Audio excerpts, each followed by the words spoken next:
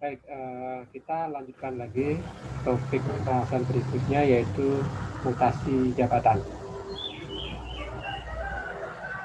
Nah, kita mulai dengan mendefinisikan terlebih dahulu apa yang dimaksud dengan mutasi jabatan. Di sini beberapa definisi yang bisa disampaikan. Mutasi jabatan merupakan suatu perubahan posisi atau jabatan, ya, atau tempat atau pekerjaan yang bisa dilakukan atau bisa diterapkan, baik itu secara horizontal, ya, jadi secara horizontal artinya ke kiri ataupun ke kanan, maupun secara vertikal. Di sini kalau secara vertikal akan menyangkut seperti promosi, jadi naik atau demosi, turun peringkat atau turun jabatan dalam satu organisasi. Biasanya kalau mutasi yang dilakukan secara horizontal itu contohnya misalnya seorang karyawan uh, di bagian produksi, dia saat ini berada di bagian staf produksi misalnya, kemudian dia dipindahkan atau diberikan tugas yang baru di bagian pemasaran misalnya, tapi juga masih dalam posisinya staf. Jadi tingkat jabatan yang diberikan atau diemban itu masih sama, hanya tempatnya saja yang berbeda. Ya, sedangkan kalau berbicara tentang mutasi vertikal nanti mungkin dia bisa mengalami kenaikan jabatan, kenaikan pangkat, kenaikan golongan, sedangkan demosi kebalikannya. Nah, kemudian mutasi ini merupakan sebuah fungsi dalam usaha untuk mengembangkan karyawan. Yang dimana nanti tujuannya kenapa dilakukan mutasi salah satunya adalah untuk meningkatkan efisiensi dan efektivitas kerja dalam perusahaan tersebut. Mungkin saja, contohnya misalnya di dalam satu perusahaan eh, terdapat jumlah yang tidak seimbang antara di bagian produksi dengan di bagian pemasaran misalnya. Ketika diperlukan tambahan personil di bagian pemasaran, ya bisa jadi beberapa karyawan yang ada di bagian produksi, ya tentunya nanti dengan melihat kompetensi yang dimilikinya, kemampuan yang dimilikinya, kemudian kesempatan atau usaha yang diberikan oleh manajemen untuk kepada karyawan untuk mengembangkan dirinya, itu sangat memungkinkan untuk karyawan di bagian produksi itu dimutasi atau dipindahkan ke bagian pemasaran. Nah, tujuannya adalah salah satunya ya untuk meningkatkan efisiensi. Mungkin selama ini di bagian produksi dianggap terlalu banyak karyawannya di sana, ya, sementara di bagian yang lain kekurangan karyawan. Daripada mengambil atau merekrut karyawan dari luar, kemudian ternyata banyak karyawan yang tidak melakukan pekerjaan sesuai dengan beban tugas atau beban kerja yang telah ditetapkan, makanya akan lebih baik kalau karyawan tersebut dipindahkan atau diberikan jabatan atau diberikan tempat pekerjaan yang baru di tempat yang lain. Itu tujuannya. Jadi selain untuk meningkatkan efisiensi juga untuk meningkatkan efektivitas kerja. Jadi bisa dikatakan di sini bahwa mutasi itu seperti tadi perubahan posisi atau jabatan itu pada hakikatnya sama dengan memindahkan karyawan dari satu tempat atau satu bagian ke bagian yang lain dalam satu perusahaan, atau transfer karyawan atau melakukan job rotasi karyawan. Ya, mungkin sebelumnya ada di karyawan yang misalnya di bagian administrasi, dulunya di bagian pencatatan surat masuk surat keluar misalnya, kemudian dirotasikan mungkin di bagian yang berkenaan dengan sistem absensi, tergantung dari berapa bidang yang dimiliki di misalnya di bagian sumber daya manusia misalnya, itu karyawan di sana dirotasikan. Nah, mungkin ada adik mahasiswa yang sudah memiliki pengalaman bekerja, ya bisa jadi sudah memiliki pengalaman juga untuk mendapatkan rotasi jabatan seperti rotasi pekerjaan seperti itu, ya. Nah, itu tentang definisi dari mutasi. Kemudian ketika berbicara tujuan, kenapa kita atau perusahaan atau manajemen melakukan mutasi jabatan? Di awal tadi sudah kita sampaikan bahwa salah satunya adalah untuk meningkatkan efisiensi, meningkatkan efektivitas, dan juga untuk meningkatkan produktivitas karyawan. Kemudian juga mutasi ditujukan untuk menciptakan keseimbangan. antara tenaga kerja dengan komposisi pekerjaan atau jabatan. Jadi contohnya seperti tadi ya, mungkin di satu bagian, misalnya di bagian produksi, kok padahal pekerjaannya tidak terlalu banyak, tapi jumlah karyawannya kok melebihi dari beban kerja yang ada. Ini sebagian orangnya, sebagian tenaga kerjanya bisa dialihkan atau dipindahkan ke bagian yang lain yang mungkin tenaga kerjanya masih kekurangan. Kemudian mutasi juga bisa dilakukan untuk bertujuan memperluas atau menambah pengetahuan karyawan. Mungkin kalau kita berada pada posisi manajemen, kemudian kita melihat ada beberapa karyawan kita yang memiliki potensi sebenarnya, misalnya jadi selama ini di bagian produksi misalnya karyawan tersebut sudah menunjukkan kinerja yang baik, dia sudah bisa menyelesaikan pekerjaannya sesuai dengan yang ditugaskan, kemudian selalu bisa menyelesaikan sesuai dengan target, sesuai dengan tepat dengan waktu yang diberikan dan seterusnya sampai menghasilkan kinerja yang lebih. Nah, pada suatu saat mungkin mereka akan perlu tantangan baru, mungkin mereka akan perlu lagi tambahan tanggung jawab, tambahan pengetahuan lagi, tambahan pengalaman lagi. Nah, ini bisa salah satu cara untuk memenuhi keinginan dari karyawan itu, yaitu dengan melakukan mutasi, bisa dengan job rotation, jadi dengan memindahkan karyawan tersebut ke bagian yang ke bidang yang lain, bisa di perusahaan tersebut dalam posisi yang sama, level yang sama, ya, atau memberikan promosi pada karyawan tersebut, mungkin tetap di dalam bidang yang sama tapi jabatannya dinaikkan, ya, atau dengan beberapa alternatif yang lain. Dan misalnya ketika ada perusahaan yang memiliki beberapa anak cabang, misalnya karyawan tersebut bisa dipindahkan atau dimutasikan ke anak perusahaan, karena nanti mungkin setelah di anak perusahaan dia akan mendapatkan tanggung jawab yang lebih besar, posisi yang lebih tinggi misalnya. Itu contohnya. Nah, yang tidak kalah penting juga melakukan job rotation atau mutasi ini, ya, memberikan itu juga memberikan refreshment kepada karyawan untuk menghilangkan rasa bosan atau jenuh karyawan terhadap pekerjaannya.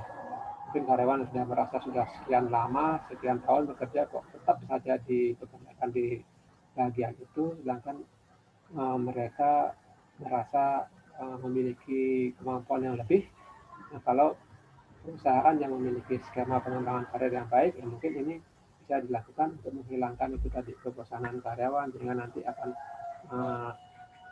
tetap bisa menjaga motivasi karyawan untuk bekerja di perusahaan kita, jadi merasa betah berada di perusahaan kita. Ya, kemudian juga untuk memberikan perangsang agar karyawan mau berupaya meningkatkan karir yang lebih tinggi.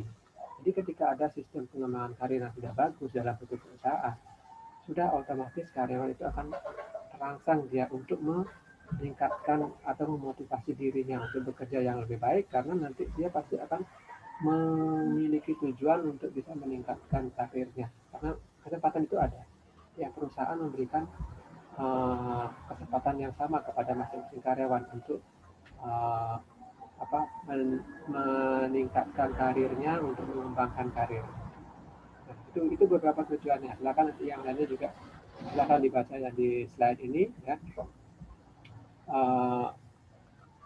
Beberapa tujuan yang sudah tertera di sini, ya, sebagai pelaksanaan.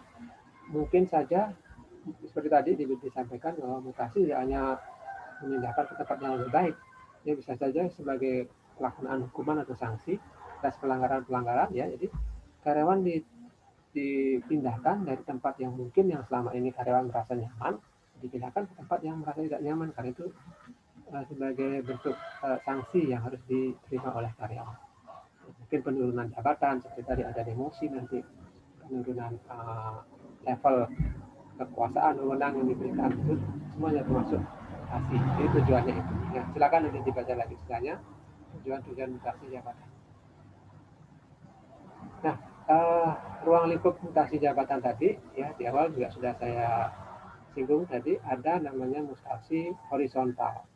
Ya, mutasi horizontal ini dikenal sebagai job rotation atau transfer.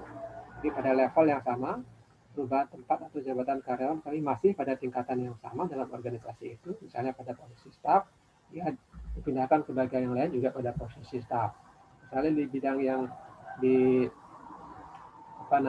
di dalam organisasi di bidang produksi, dia sebagai supervisor produksi misalnya, nanti dipindahkan di bagian warehousing misalnya, ya juga di posisi yang sama sebagai supervisor misalnya. Kemudian yang kedua ada mutasi tempat, filter of area. Ini perubahan tempat kerja tanpa perubahan jabatan atau posisi atau golongan, ya. Biasanya karena rasa bosan atau tidak cocok dengan tempat yang lama, atau karena masalah faktor kesehatan, ya. Jadi banyak sekali contohnya. Misalnya kalau saya ambil pengalaman saya ketika berada di bagian produksi misalnya. Di bagian produksi itu juga sebenarnya sudah macam-macam. Ada yang di bagian operasional mesinnya, jadi sehari-hari pekerjaannya mengoperasikan mesin. Dia memang operator produksi, tapi bekerja di bagian operator mesinnya. Ada yang di bidang maintenance-nya, jadi perawatan mesinnya. Kemudian ada yang di bagian packaging-nya, jadi pengemasan produk produksi. Nah itu sebenarnya di bidang yang sama, di bagian produksi. Jadi karyawan masih di bagian produksi itu bisa mengalami perpindahan, jadi transfer tersebut. Mungkin dia karena masalah kesehatan selama ini di bagian operator produksi, karena suara mesin bising dan sebagainya, ada gangguan kesehatan di pendengarannya, dia mungkin bisa dipindahkan ke bagian packaging misalnya, yang tidak terlalu bising misalnya. Itu contoh. Kemudian ada juga namanya mutasi jabatan, berobjektif, ya, perubahan jabatan atau penempatan pada posisi semula. Ini yang merupakan mutasi horizontal. Sedangkan kalau mutasi vertikal, ya, yang ke atas atau ke bawah ini merupakan perubahan posisi atau jabatan atau pekerjaan dalam lingkup, baik itu promosi ke atas ataupun demosi ke bawah, sehingga kewajiban dan kekuasaannya akan berubah. Ya. Yang nanti ditekankan di sini adalah proses promosi dan demosi. Jadi di sini lebih mutasi. Nanti di sini yang lebih orang-orang mungkin lebih mengenal selain job rotation tadi, ada promosi dan juga ada demosi. Ya.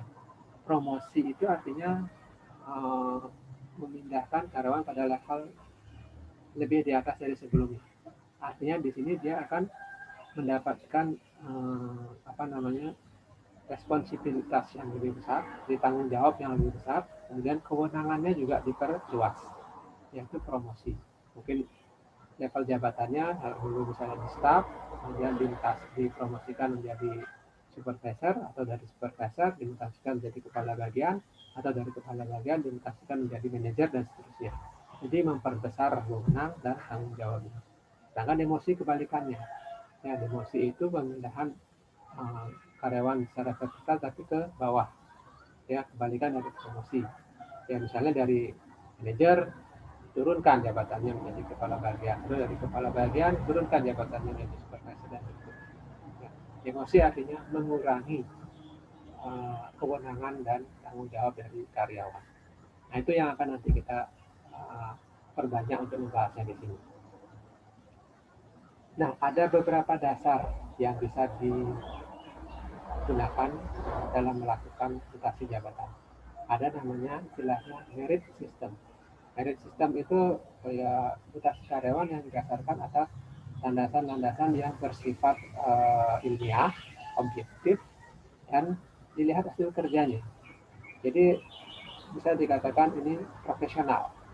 Ya, mungkin kalau kita melihat ada sistem penilaian kinerja, itu sudah salah satu bentuk dari sistem. Jadi nanti dari hasil penilaian kinerja itulah yang akan digunakan untuk mengevaluasi kinerja dari karyawan.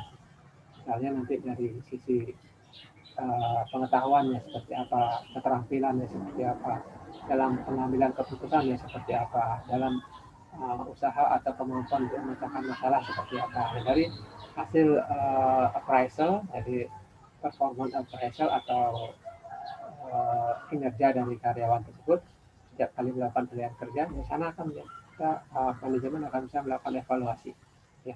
Nah, sistem inilah yang sampai saat ini dikatakan sebagai sistem yang menjadi dasar mutasi yang baik. Ini akan bersifat objektif, yang bersifat ilmiah karena pada dasarnya ada.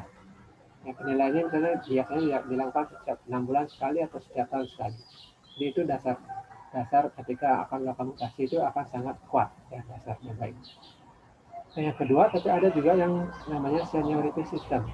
Ya, jadi di sini yang namanya senioritas, ya, mutasi didasarkan atas landasan masa kerja, usia, pengalaman kerja dari karyawan yang bersangkutan. Misalnya, jika akan ada lowongan jabatan sebagai manajer, ada beberapa kepala bagian misalnya yang berpotensi untuk menjadi manajer tersebut, atau ada beberapa supervisor yang berpotensi untuk menduduki jabatan manajer tersebut. Nah, kalau perusahaan masih menerapkan seniority system ini, tentunya mereka akan melihat siapa yang paling senior di sana, siapa yang paling lama sudah bergabung dengan perusahaan, siapa yang paling lama sudah menduduki jabatan sebagai kepala bagian, sehingga nanti itu yang memiliki potensi yang lebih besar untuk naik menjadi manajer. Nah, ini jadi mungkin dari sana dilihatnya ya. Dan biasanya sistem mutasi seperti ini cenderung tidak objektif ya, karena kecakapan orang yang dimutasikan berdasarkan senioritas ini ya belum tentu dianggap mampu untuk memangku jabatan yang baru. Ya, artinya apa ya? Karena benar-benar berdasar pada senioritas saja. Jadi mungkin orang bisa melihat, oh dia orangnya sudah yang paling lama bekerja di perusahaan itu, ya mungkin dia yang dianggap paling mampu. Jadi seperti itu sebenarnya tidak objektif. Ya. Dan yang ketiga ada namanya spoil system. Nah, ini yang cenderung biasanya masih dilakukan oleh perusahaan-perusahaan yang masih dalam lingkup keluarga, ya. Karena mutasi ini didasarkan pada alasan kekeluargaan, ya. Jadi yang dianggap dekat dengan pimpinan ataupun dianggap kerabatnya misalnya, dia yang bisa akan mendapatkan kesempatan mutasi yang baik. Seperti itu contohnya. Sistem mutasi seperti ini ya kurang baik ya, karena didasarkan pertimbangannya itu tadi, suka tidak suka atau tidak suka, dekat atau tidak dekatnya dengan pimpinan atau dengan manajemen, faktor kekerabatan dengan pimpinan atau manajemen. Tapi sampai saat ini juga tetap masih ada ya, tentunya biasanya perusahaan-perusahaan yang bersifat perusahaan keluarga. Ada sebenarnya beberapa faktor kenapa sebuah sistem ini masih dijalankan, kenapa seniority system masih dijalankan. Tapi untuk perusahaan-perusahaan yang sudah menekankan profesionalitas, ya merit system inilah yang akan menjadi dasar yang paling baik untuk melakukan mutasi. Kemudian untuk metode melakukan mutasi juga ada yang metode ilmiah, ada yang non ilmiah. Kalau metode ilmiah ya berdasarkan pada standar-standar baku yang sudah ada, dengan norma-norma yang ada. Yang misalnya berdasarkan SOP, standar operating prosedurnya sudah ada, dan berdasarkan analisis pekerjaannya, apakah seorang karyawan itu sudah melakukan pekerjaan sesuai dengan tupoksinya, sesuai dengan kewenangannya, ya. Kemudian ada dasar misalnya dari pendidikan, ya. Kemudian mutasi ini juga berorientasi pada banyaknya anggaran yang tersedia, bukan pada kebutuhan real karyawannya, dan ini berdasarkan square system. Jadi itu metode mutasi metode ilmiah. Nah, sedangkan yang non ilmiah ini, nah, yang tadi metode ilmiah ini tidak berdasarkan ini ya, tidak berdasarkan norma-norma, biasanya nggak salahnya. Mutasi metode ilmiah ini tidak berdasarkan norma, sedangkan pada metode non ilmiah ini berdasarkan pada norma atau standar tertentu. Kebalikannya, ya. Kemudian ada objektivitas di sini juga yang bertanggung jawab. Ada dua hal yang di sini, ya.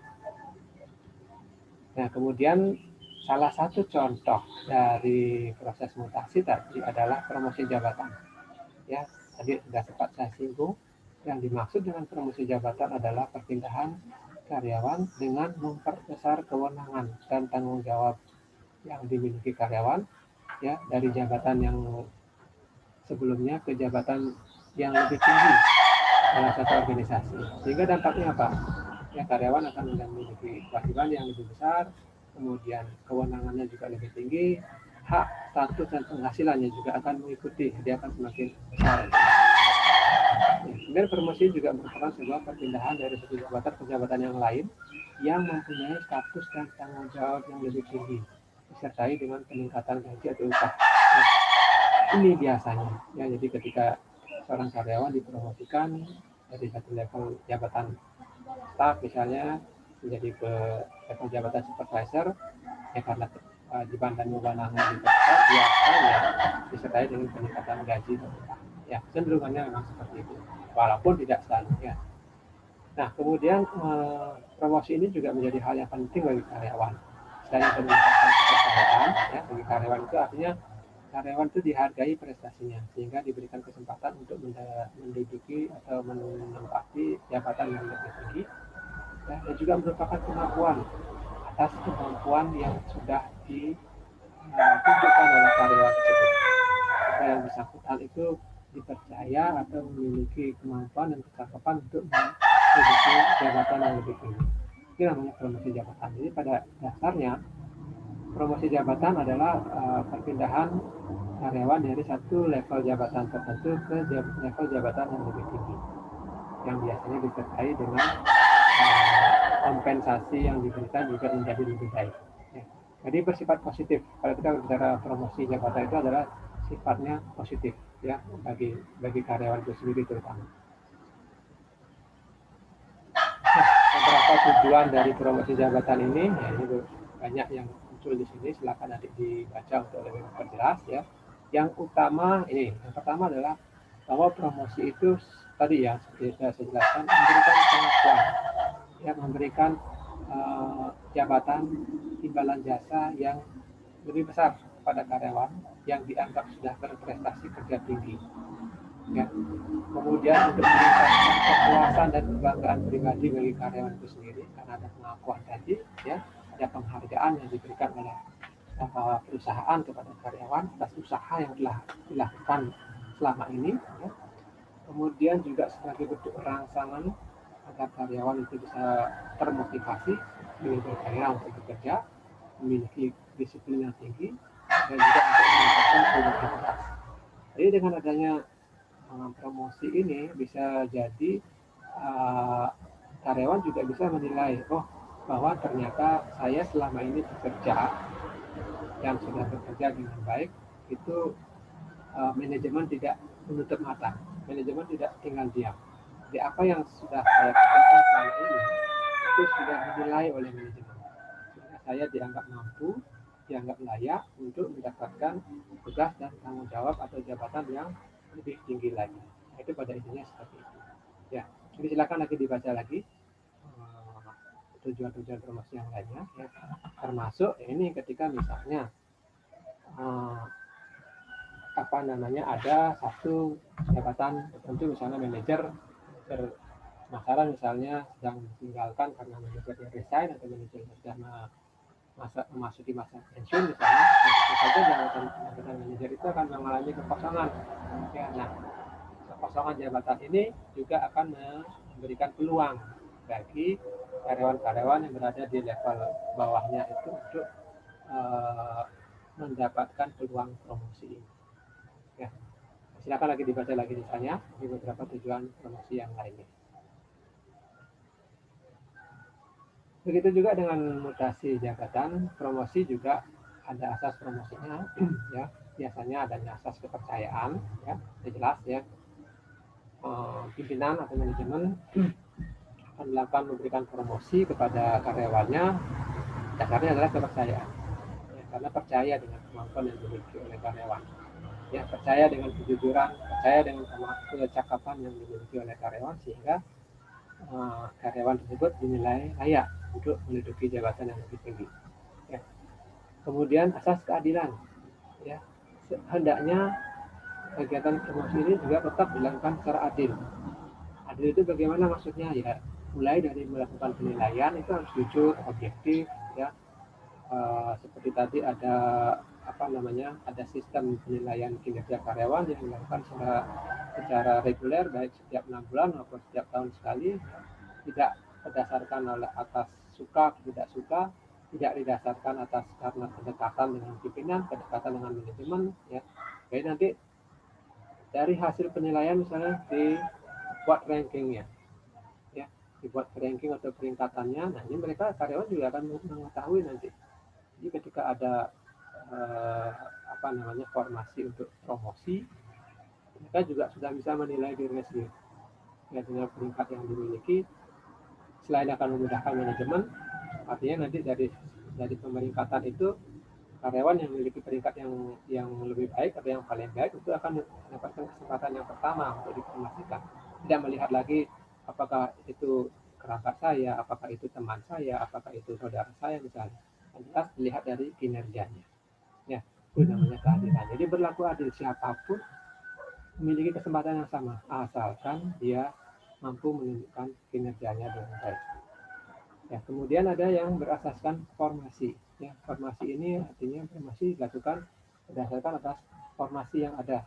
Ya, karena bisa jadi seperti tadi ya, ketika ada manajer yang resign atau manajer yang mengundurkan diri atau yang sudah masuk masa pensiun, itu artinya formasi untuk jabatan manajer itu lowong. Itu kesempatan ada untuk promosi.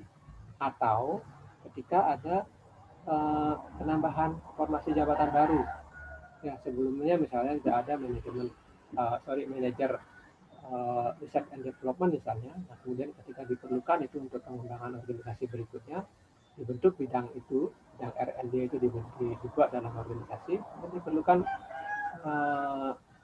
personil di dalamnya, yang termasuk manajernya misalnya. Itu artinya berdasarkan promosi. Berdasarkan formasi. Itu akan memungkinkan terjadinya promosi. Nah, kemudian misalnya ada juga jabatan-jabatan tertentu yang mungkin setelah dilakukan penilaian yang ternyata ditempati atau diduduki atau dipegang oleh orang-orang yang tidak kompeten, sehingga perlu dilakukan job rotation, jadi rolling, jadi mungkin diubah formasinya. Itu bisa jadi ya, itu yang mendasari atau menjadi dasar ketika manajemen melakukan promosi jabatan. Oke, ini jenis promosi. Kita bisa dilihat di sini ada namanya promosi sementara. Ya, jadi seseorang dinaikkan jabatannya untuk sementara karena ada jabatan yang lowong yang harus segera diisi. Jadi bisa jadi mungkin istilahnya ada pejabat sementara atau pelaksana teknis. Itu namanya promosi sementara. Tetap saja, jadi sistemnya atau asasnya ya seperti tadi, asas keadilan, asas kepercayaan tadi, ada asas formasi. Nah itu walaupun sifatnya sementara, ya, tetapi ketika si karyawan sudah diberikan kepercayaan, itu pasti akan menjadi faktor yang membanggakan bagi karyawan itu sendiri. Artinya pada saat itu dia mendapatkan kepercayaan dari manajemen. Kemudian berikutnya ada promosi tetap. Ini promosi tetap yang memang sudah direncanakan.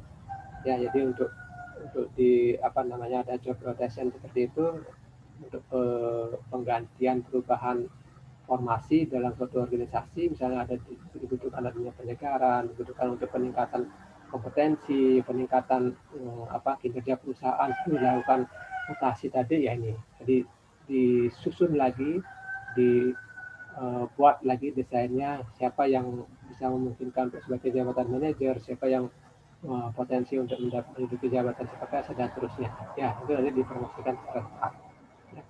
Kemudian ada promosi kecil, ya, jadi menaikkan jabatan seorang karyawan dari jabatan yang ya mungkin dianggap tidak sulit, kurang menantang, ya dipindahkan ke jabatan yang lebih menantang dengan karena perlu keterampilan yang tertentu misalnya khusus. Ya, tapi di sini biasanya mungkin tidak disertai dengan peningkatan wewenang, tanggung jawab atau gaji. Ya, mungkin ada beberapa perusahaan-perusahaan yang masih menerapkan seperti ini. Jadi perusahaan pada dasarnya ingin melihat dulu, diberikan dulu tanggung jawabnya lebih besar. Artinya tugasnya dulu diberikan, ambil perusahaan itu menilai apakah karyawan tersebut dianggap layak. Ya, sehingga nanti ketika sudah dianggap layak akan diberikan promosi tetapnya.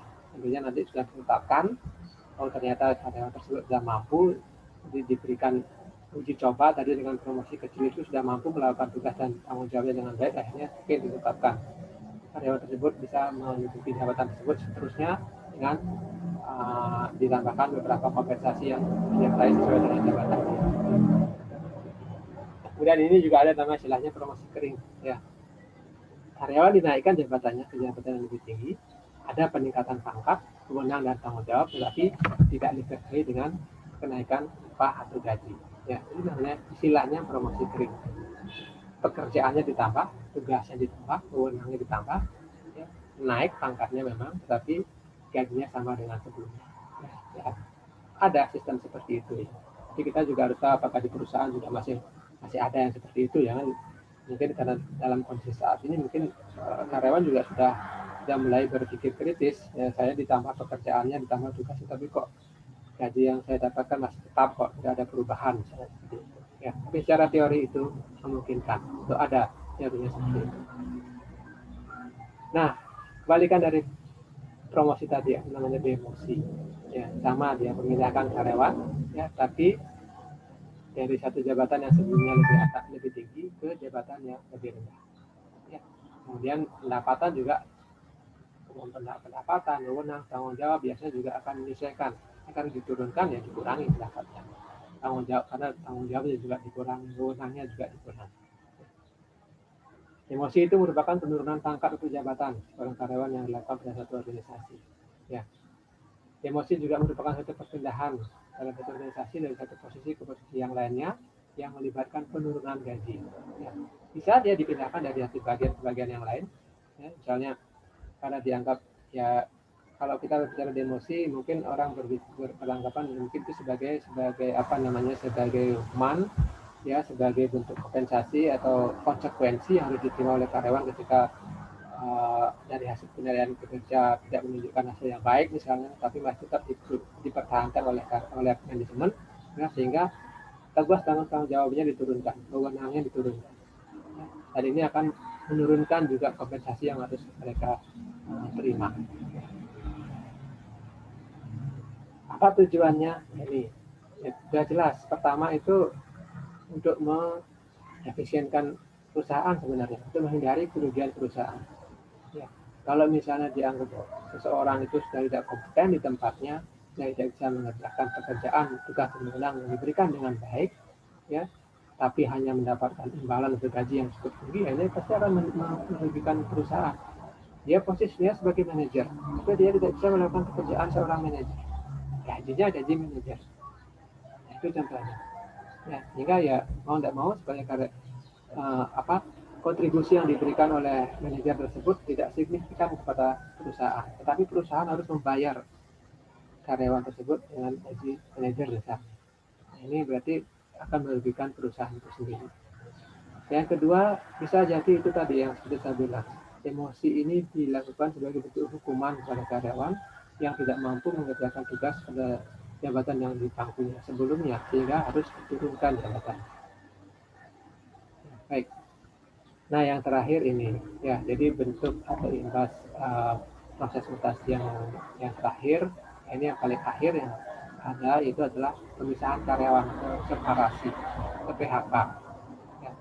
Mungkin selama ini ketika kita berbicara tentang PHK, mungkin kita mengenalnya ya PHK itu artinya pemutusan hubungan kerja. Iya benar, tapi harus ada dasar-dasar yang menjadi pertimbangan apa yang menyebabkan PHK tersebut. Ya, kalau kita berbicara secara teorinya, itu memang memungkinkan adanya separasi karyawan itu memungkinkan. Ya, perusahaan misalnya tentu tidak akan apa namanya semati-matian misalnya mempertahankan karyawan kalau dilihat karyawan itu tidak cakap atau justru merugikan perusahaan itu sendiri.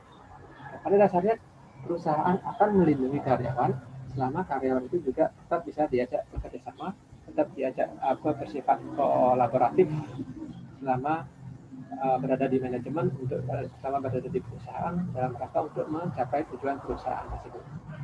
Tetapi kalau dianggap sudah merugikan perusahaan atau malah misalnya sudah melakukan perbuatan-perbuatan atau tindakan yang merugikan perusahaan, merugikan teman kerja misalnya, atau hal-hal yang lain misalnya yang merugikan, ya mungkin alternatif terakhir yang perlu diambil oleh manajemen atau perusahaan untuk menghindari kerugian yang lebih besar lagi, ya ini adalah separasi atau PHK. Ya. Pada prinsipnya PHK ini ya ini pemisahan atau pemberhentian atau pemutusan hubungan kerja seorang karyawan dengan suatu organisasi atau perusahaan.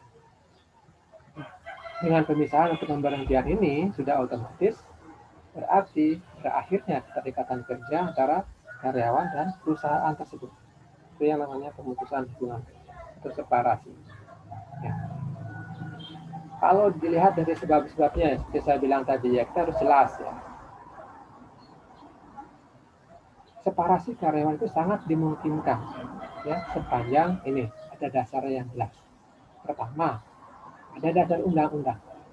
Ya, dalam peraturan pemerintah atau undang-undang sudah nyata ada beberapa hal yang tidak boleh dilakukan oleh manajemen atau perusahaan dalam merekrut karyawan. Nah, kalau misalnya nanti ada ternyata dari karyawannya itu ya ternyata tergolong di anak-anak yang di bawah umur misalnya belum diperbolehkan untuk bekerja, itu harus dikeluarkan di perusahaan. Ya, karena kalau tidak perusahaan yang akan menuntut. Ya. Atau karyawan dari warga negara asing yang memang tidak diizinkan oleh perusahaan, maaf oleh pemerintah, ya karena eh, ketika perusahaan mempekerjakan tenaga asing itu juga ada ketentuan-ketentuannya. Pada bagian mana boleh ada tenaga asing, pada bagian mana tidak boleh ada tenaga asing, pada level mana tenaga asing masih diperbolehkan, yaitu kalau itu dilanggar, ya konsekuensinya ke perusahaan itu sendiri. Atau misalnya ada karyawan yang terlibat organisasi terlarang, ya itu menjadi faktor kalau dilihat dari peraturan atau perundang-undangan. Kemudian dianggap tidak mampu menyelesaikan pekerjaan. Setelah dilihat dari kontrak kerja, ada diberikan target-target tertentu, setelah dievaluasi dan dinilai dalam kurun waktu tertentu, ternyata dianggap tidak mampu menyelesaikan pekerjaan. Daripada itu menjadi beban bagi perusahaan, akan lebih baik kalau dilakukan separasi. Itu juga diatur, ya, bagaimana caranya nanti ketika melakukan separasi itu apa yang harus disiapkan, apa dasarnya itu juga harus jelas ya. Di perusahaan harus tahu karena perilaku disiplin kurang baik, melanggar peraturan dan tata tertib ya. Ya, aturan kan pasti nanti ada sebelum sampai munculnya PHK. Jadi perusahaan harus memberikan teguran dulu. Jika misalnya ada karyawan yang melanggar, kalau karyawan yang tidak tertib, karyawan yang membuat masalah, karyawan yang mengganggu ketertiban di perusahaan, karyawan yang melakukan tindakan amoral dan seterusnya ya. Tentunya biasanya ada langkah-langkah penyelesaiannya dulu. Pertama mungkin dari melihat teguran lisan dulu, kemudian dilihat beberapa bulan, kemudian dilihat ada perubahan tidak. Ternyata ketika diulang lagi teguran dalam surat tertulis, misalnya surat peringatan yang pertama dengan batas waktu ada berikutnya.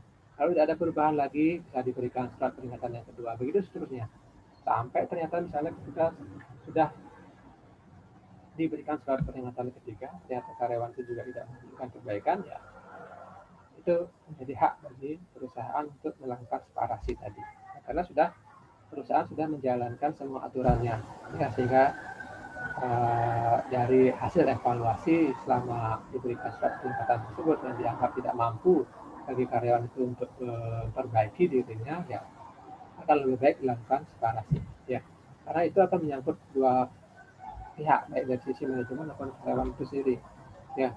Manajemen nanti akan menjadi beban, bisa merugikan perusahaan kalau itu dibiarkan berlarut-larut, dan juga dari sisi karyawan juga nanti dikhawatirkan akan memberikan efek atau imbas yang negatif juga kepada karyawan yang lain. Akan lebih baik kalau dilakukan separasi. Nah, separasi juga bisa disebabkan oleh keinginan dari karyawan itu sendiri ya. Jika karyawan itu mendapatkan kerjaan di tempat yang baru, otomatis harus keluar dari tempat kerja yang lama. Ketika misalnya ketika sudah masuk di masa pensiun, harus sudah dilepaskan oleh manajemen. Kalau memiliki kesehatan yang kurang baik, yang mungkin dalam waktu yang lama misalnya tidak merasa tidak mampu untuk melakukan pekerjaan, karyawan bisa mengundurkan diri.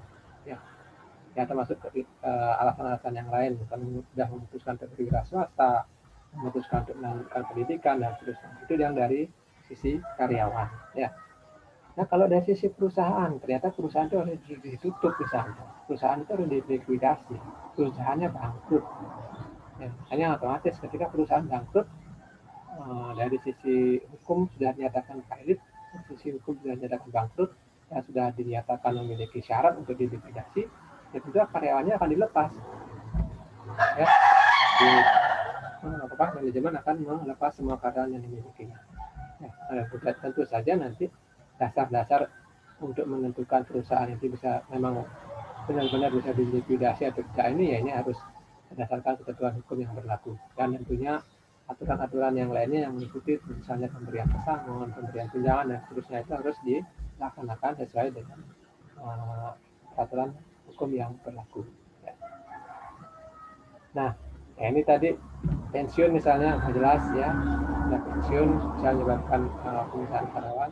Kontrak kerja berakhir jelas ya, selama kontrak itu tidak diperpanjang ya dengan berakhirnya masa kontrak kerja sesuai dengan yang ditetapkan ya udah otomatis keterikatan karyawan terhadap perusahaan itu juga akan berakhir ya, karena karyawan meninggal dunia juga akan otomatis ya akan dilakukan separasi oleh manajemen. Nah, ini beberapa hal yang bisa dijadikan sebagai sebab-sebab untuk melakukan separasi karyawan. Nah, silakan nanti dibaca-baca lagi lebih lengkapnya ya. Nanti semua hal-hal yang dirasa kurang dipahami atau tidak dimengerti bisa kita diskusikan lagi. Baik, itu materi yang bisa saya sampaikan mengenai mutasi jabatan ya. Jadi sekali lagi kalau nanti ada hal-hal yang dirasa tidak dipahami, kurang dimengerti ya, saya berikan waktu nanti untuk kita bertanya jawab atau berdiskusi. Jadi sekian dulu untuk materi yang saya sampaikan hari ini ya. Terima kasih.